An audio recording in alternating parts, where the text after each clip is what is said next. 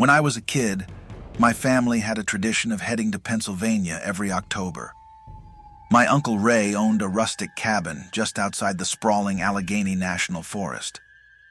The cabin was spacious, with 5 bedrooms and 3 bathrooms, plenty of room for our extended family.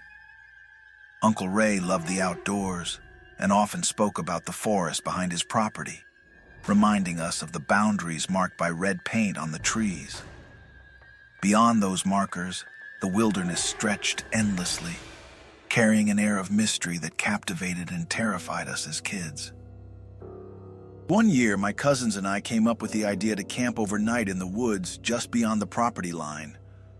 Our dads, already deep into their beers, thought it was a fantastic idea, while our moms reluctantly agreed. We gathered some basic camping supplies, pitched a tent in a clearing about half a mile from the cabin, and set up for the night.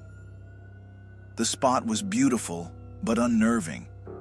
Uncle Ray called it a deer hollow, and the way the trees loomed over us felt more suffocating than serene. After dinner at the cabin, we returned to our tent armed with flashlights, blankets, and a deck of Uno cards.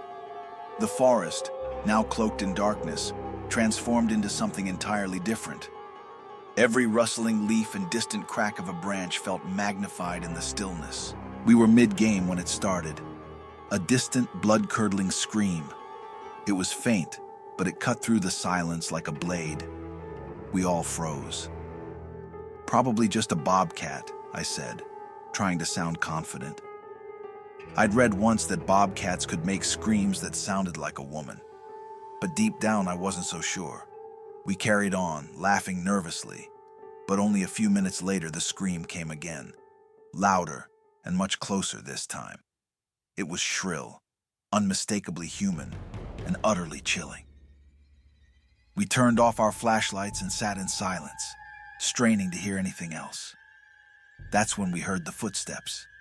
Crunch, crunch, crunch. They weren't slow or hesitant.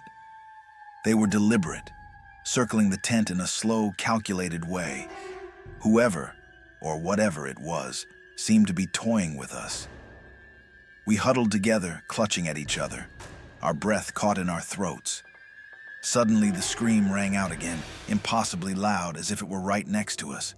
Then, the tent began to shake violently, as though something was clawing at it from the outside. We bolted. We didn't stop to grab anything, barely managing to snatch our flashlights as we sprinted through the woods. The trees seemed to close in around us as we stumbled and tripped, desperate to reach the cabin. By the time we burst into the clearing, the porch light was the most welcoming sight I'd ever seen. Our screams had already drawn the adults outside. Through heaving breaths, we tried to explain what had happened. My dad and Uncle Ray didn't hesitate.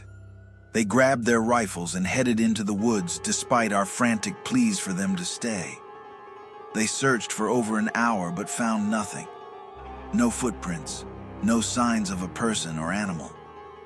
The next morning we went back in daylight to retrieve our belongings. The tent was intact but clawed with deep scratches.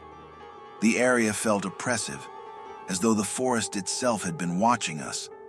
None of us ever camped in those woods again.